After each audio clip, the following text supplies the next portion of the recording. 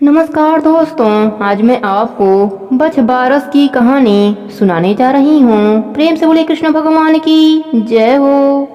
श्री कृष्ण कृष्ण पक्ष की द्वादशी को पहली बार जंगल में गौवे बछड़े चराने हेतु गए। माता यशोदा ने श्री कृष्ण को पूरी तरह सजाकर गौवे चराने के लिए भेजा था। पूजा पाठ के बाद गोपाल ने बछड़े को खोल दिया। यशोदा ने बलराम से कहा, बछड़ों को चराने दूर मत जाना, श्री कृष्ण को अकेला मत छोड़ना। गोपाल द्वारा गोत्साचारण की इस पुण्य तिथि को पर्व के रूप में मनाया जाता है। प्रेम से बोले कृष्ण भगवान की जय हो। एक बार राजा ने एक तालाब बनवाया। चारों ओर से उसकी दीवार पक्की करा दी, परंतु तालाब में पानी नहीं भरा। तब राजा ने ज्योतिषियों से इसका कारण पूछा तो उसने बताया कि अगर आप अपने नाती की बलि देवें और यज्ञ करें तो तालाब पानी से भर जाएगा। यज्ञ में बच्चे की बलि दी गई और तालाब वर्षा होने पर पानी से भर गया। राजा ने तालाब का पूजन किया। पीछे राजा की नौकरानी ने गाय के बछड़े को काटकर साग बना दिया। लौटने पर जब राजा रानी ने नौकरानी से पूछा, बछड़ा कहाँ गया? नौकरानी ने कहा, उसकी तो मैंने सब्जी बना दी है। राजा कहने लगा, पापिन, तूने यह क्या किया? राजा ने मांस की हांडी को जमीन में गाड़ दिया। शाम को जब गाय वापस आई तो उस जगह को अपने सींगों से खोदने लगी जहाँ पर बछड़े के मांस की हांडी गाड़ी थी। जब सिंह हांडी में लगी तो गाय ने उसे बाहर निकाला। उस हांडी में से गाय का बछड़ा एवं राजा का नाती जीवित निकले। उस दिन से इसे ओक दुआस के रूप में मनाया जाने लगा। प्रेम से बोले कृष्ण भगवान की जय हो। एक समय की बात है, एक गांव में एक सास बहू रहती थी। सास को गाय चराने वन में जाना पड़ता था। एक दिन बछ बारस का त्योहार आया। सास ने बहू से कहा, आज बछ बारस का पर्व है, मैं वन में जा रही हूँ, तो ग्वालिया मुगालिया को उबाल कर तैयार रखना। ग्वालिया मुगालिया गाय के बछड़ों का नाम था। बहू विचार में पड़ गई, पर उसने सोचा, सासू माँ ने कहा है तो उनकी आज्ञा तो माननी ही पड़ेगी। बहू डरती हुई गाय के बछड़े को काट कर उबालने लगी। सास वन से गायों को लेकर आई और बहू से बोली, बहू, बछड़ों को छोड़ा आज बछ बारस का पर्व है, पहले गाय की पूजा करना फिर बछड़ों का। बहू डर के मारे हाथ मलने लगी और भगवान से प्रार्थना करने लगी, हे भगवान, मेरी लाज रखना। भगवान को उसके भोलेपन पर दया आ गई। हांडी में से भाप निकल रही थी, उसे फोड़कर बछड़ा बाहर आ गया। उसके गले में हांडी की किनारी थी। यह देख सास ने पूछा, बहू, यह क्या है? बहू बोली, सासू माँ, आपने मुझसे बोला और मैंने बछड़े को समेट कर काट कर उबाल कर रख दिया।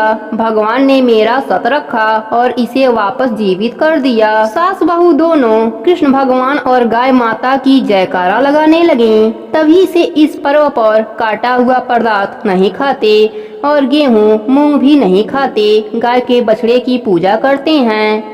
हे बछ बारस माता, जैसे बहू की लाज रखी वैसे ही सबकी रखना, सबकी मनोकामनाएं पूरी करना। प्रेम से बोलिए बछ बारस माता की जय हो, कृष्ण भगवान की जय हो, गौ माता की जय हो। अब सुनते हैं सारे नित्य नियम को पूर्ण करने वाले गणेश भगवान की कहानी। प्रेम से बोलिए गणेश भगवान की जय हो। एक समय की बात है, एक गांव में एक किसान रहता था। उसकी दो बेटियां थीं, कमला और बिमला। कमला की शादी अमीर परिवार में हुई, पर बिमला की शादी गरीब परिवार में हुई। अमीर होने के कारण कमला घमंडी हो गई। उसने बिमला को अपने घर काम पर रख लिया। बिमला उसके घर का सारा काम करती और बदले में कमला उसे बचा हुआ खाना दे देती। बिमला सीधी साधी थी, नेम धर्म से रहती थी। बिमला गणेश भगवान का नित्य नियम भी निभाती थी। वह जो भी खाना लाती उसको पहले गणेश भगवान को भोग लगाती, उसके बाद ही वह खाना खाती या अपने परिवार को देती। एक दिन कमला के घर में खाना नहीं बचा। बिमला ने जंगल से कुछ आंवले तोड़े, उसे उबालकर उसने पहले गणेश भगवान को भोग लगाया, फिर बचा हुआ खाकर सो गई। उसी रात गणेश भगवान ने उसकी भक्ति की परीक्षा लेनी चाहिए। उन्होंने एक बूढ़ी औरत का भेष बनाकर बिमला के घर का दरवाजा खटखटाया। बिमला ने उठकर दरवाजा खोला तो देखा एक बुढ़िया खड़ी है। बिमला ने पूछा, माँ जी, आपको क्या चाहिए? बुढ़िया ने कहा, मुझे बहुत जोरों की भूख लगी है, कुछ खाने को दे दो। बिमला ने कहा, माँ जी, मैं बहुत गरीब हूँ, खाने को कुछ भी नहीं है, बस उबले हुए आंवले रखे हैं, आप खाएंगी? गणेश भगवान बुढ़िया के रूप में बोले, हाँ लाओ। तब बिमला ने भोग में चढ़ाए हुए आंवले बुढ़िया माई को खाने को दे दिया। खाने के बाद बुढ़िया माई घर जाने में असमर्था दिखाने लगी। तब बिमला बोली, आप चिंता ना कीजिए, आज आप यहीं सो जाइए, कल सवेरे चली जाना। बुढ़िया माई वहीं सो गईं। थोड़ी देर के बाद बुढ़िया माई की नींद खुल गई। उन्होंने कहा, बेटी, मेरा पेट खराब हो गया है। बिमला ने कहा, आप अंधेरे में कहाँ जाएंगी, यहीं किसी कोने में निपट लीजिए और अपना हाथ मेरे बालों में पोंछ लीजिए, सुबह उठकर मैं साफ कर लूंगी। बुढ़िया माई ने वैसा ही किया। जब सुबह हुई तो बुढ़िया माई वहाँ नहीं थी। बिमला को लगा शायद मैंने सपना देखा होगा। ऐसा सोचकर वह नहाने के लिए तालाब की ओर चली गई। जब वह नहाने लगी तो उसके बालों से सोना झड़ने लगा। आसपास के लोग देखकर हैरान हो गए। अब बिमला को रात की बात याद आई। वह दौड़ी दौड़ी घर आई। घर आकर उसने देखा कि उसके घर के अंदर चारों ओर सोने के सिक्के बिखरे पड़े हैं। वह खुश होकर गणेश भगवान की जयकारा लगाने लगी।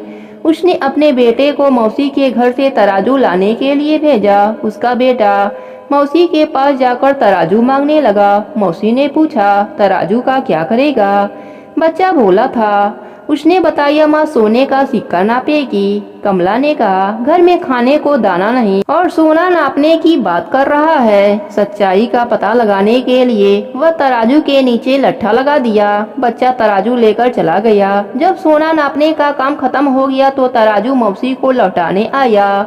कमला ने तराजू को उलट पुलट कर देखा तो उसके पीछे एक सोने का सिक्का चिपका हुआ था। वह हैरान रह गई और उसे विश्वास हो गया कि बिमला बहुत धनी हो गई है, इसलिए काम पर भी नहीं आई।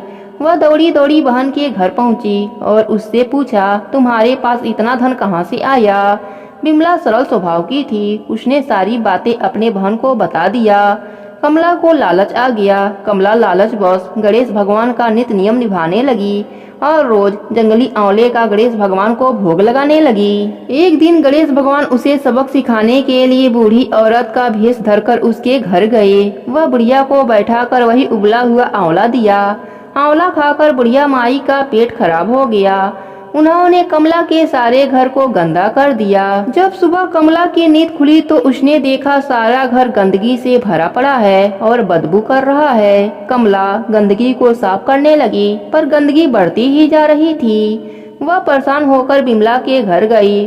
उसने बिमला को सारी बात बताई। बिमला ने कहा, तुम्हारे पास खाने का इतना सामान था, फिर भी तुमने उबले हुए आंवले गणेश भगवान को खिलाया।